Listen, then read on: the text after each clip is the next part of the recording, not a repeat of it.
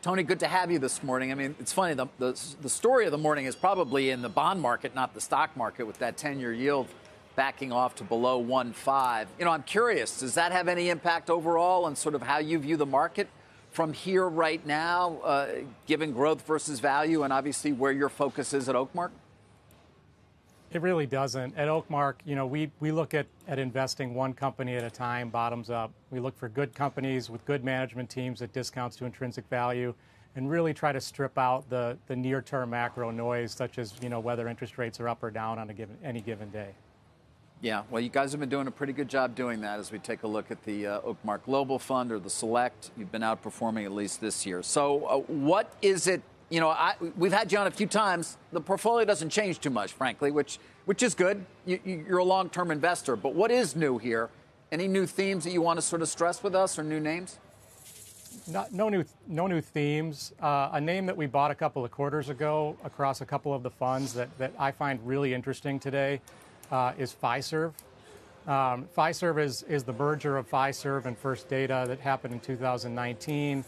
It's a financial services software and payments company, and it's sort of valued like a dinosaur in the payments area, but it's really anything but. And the management team has been making investments to make this a relevant payments player for the long term. When you look at the valuation on the stock, it sells, including synergies from the transaction, around 16 times earnings.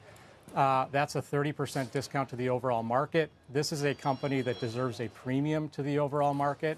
It has a terrific management team led by Frank Bisignano, CEO, who at the most recent Analyst Day committed to allocating 40% of the current market cap in mostly share repurchase over the next 5 years. That's an 8% return without the deserved multiple expansion that we think the company deserves in a world where treasuries are, like you said earlier, 1.5% this morning.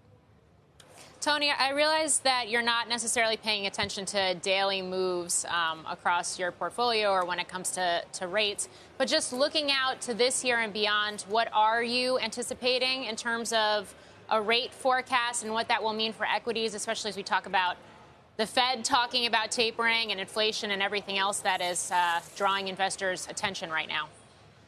Yeah, look, we own financials, so you have to think about interest rates. The way we've done that is take a fairly passive view in the short term, look at what the futures market's projecting, and then eventually assume 4 or 5 years from now that there's a very small real rate of return on risk-free assets, which if you look historically is not a wild bet to be making. But again, several years out. And if you factor that into the financials today, they do look pretty attractive. You know, one more part of the macro discussion today is why equities, some argue, specifically over at Morgan Stanley, why equities are not looking to the bond market for signals about how to re-rate in advance of some kind of tapering cycle. I just wonder, do you consider the bond market a good tell these days? The bond market can be a good tell. We tend not to focus on that. Okay, we like I said earlier, at Oakmark, we go one stock at a time. What do the future cash flows of this business look like? What are the risk factors? How do you discount it?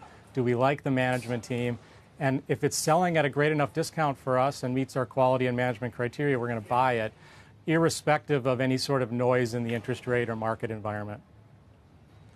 What's the average hold time in the portfolio these days for your average position? Turnover tends to be between 25 and 30%. We don't manage to that, but that's typically how long it takes for value to be realized. You know, when you buy companies at a discount to value like we do at Oakmark, sometimes the market takes a couple of years to agree with you. Yep, we have seen that happen, and we've watched it as well with Oakmark. Tony, always appreciate your updates. Thank you. Thank you. Shepard Smith here. Thanks for watching CNBC on YouTube.